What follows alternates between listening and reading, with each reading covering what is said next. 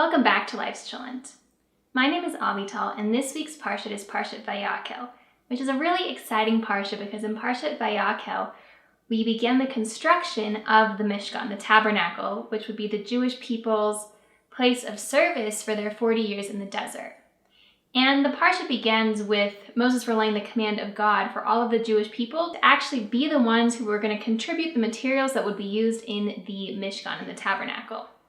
So the Jewish people, it was really cool because each one of them was going to have a little bit of what they gave over in the Mishkan. So it really gave them a sense of pride of ownership in a way, a sense of pride in their work.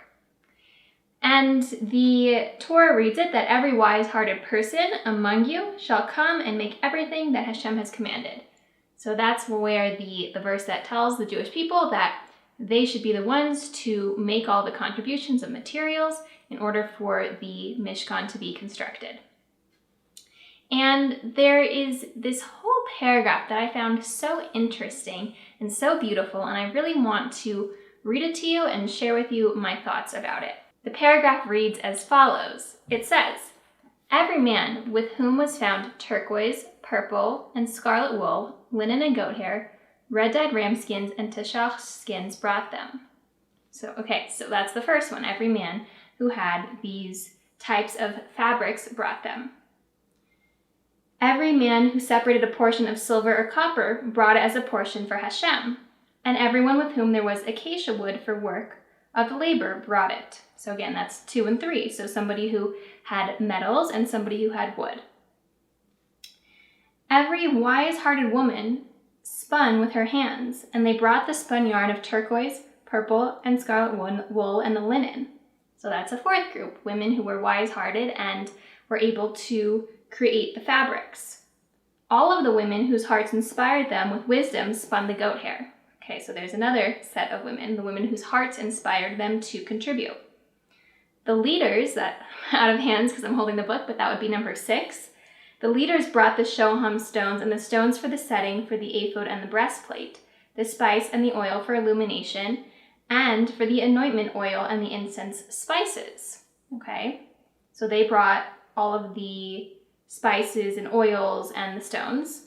And every man and woman whose heart motivated them to bring for any of the work that Hashem had commanded to make through Moses, the children of Israel, brought a free-willed offering to Hashem. So that would be group number 7. Anybody whose heart motivated them to bring and to contribute, doesn't matter what, they would bring to Hashem.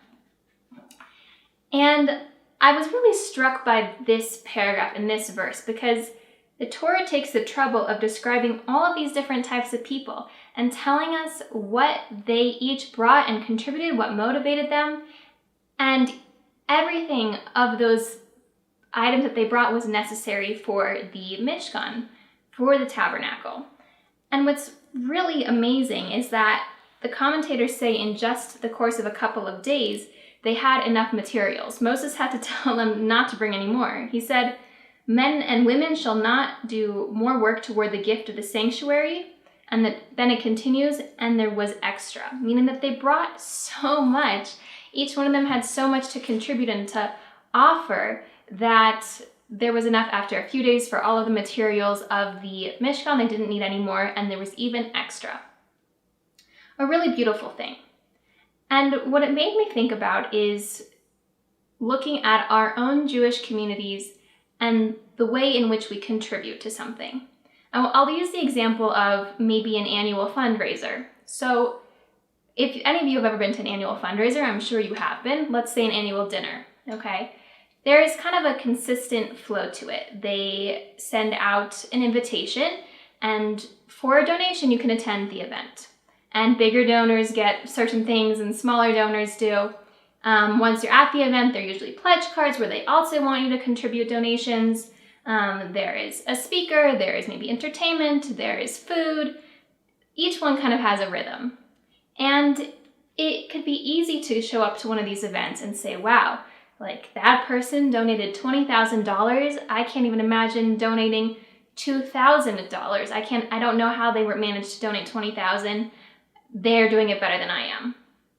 Or you could look at the speaker and say, wow, the words that they shared were so inspiring. I could never be like that. I don't have anything like that to contribute. Or you can look at the food that was served and you say, they contributed food and it was beautiful, amazing food, and I don't know how to cook like that. We can easily pick out all of the different people who contributed in a way to make this fundraising event possible and say, like, I don't have their talents, I don't have their talents, I don't have their skills. And we do that. We're normal, we're human, we compare ourselves to other people. But how often do we stop and look at what it is that we have to contribute, what it is that we have to offer? Are we the people who can bring the rams and the goat hair? Are we the people who can bring the wood? Are we the people who can, design the fabrics that we're going to be used? Do we bring the spices? What is it that we contribute to our communities? Where do our talents lie? I think it's so important to go back and focus on that. One of my good friends picked up on a line that I often use with people, which is that, like, I have many talents, that's not one of them. When it's talking about something that isn't in my capabilities or my capacity, like, I don't like to look at it as like, oh, I'm not able to do that, I'm not able to do that, look at all these things I can't do. It's like, I actually have a lot to offer. That might not be one of those things, but there are a lot of other things that I can contribute. And I think it's really important to focus on what it is that we have to offer. What can we bring to the table? At that fundraising event, just you showing up does something. Maybe it inspired somebody else that you came or that you took the time, the effort to show up and to be present. Maybe it's that, you can say a nice word to somebody else that uplifts them, or you can compliment somebody like, wow, it's amazing that you were able to donate $20,000. Look at how far those dollars are going to go. What you might bring may just be support. It may not just support, but you may be giving support. You may be giving encouragement. We each have something we can bring, and that's what I so loved about this verse, is that every person brought what was in their capabilities and in their skill sets and what they had. The people who had the wood weren't the ones who were told to bring the wool and all of those different things. Like, everybody was supposed to bring what it was that they had and could contribute. God blessed each of us with our own talents and our own set of gifts and skills. And it is our job to utilize those in service of God and service of other people. It's our job to recognize, what talents do we have? What are the things that we're good at? And rather than putting ourselves down for the things that we don't have, recognizing how many blessings we do have, how many talents we do have, and being able to utilize those talents and to hone them in and to let them serve ourselves and serve others. So I really loved that lesson from this week's Parsha. I think it's something we should all try really hard to take to heart. I wish you all a wonderful week and a Shabbat Shalom, and I look forward to speaking with you next time.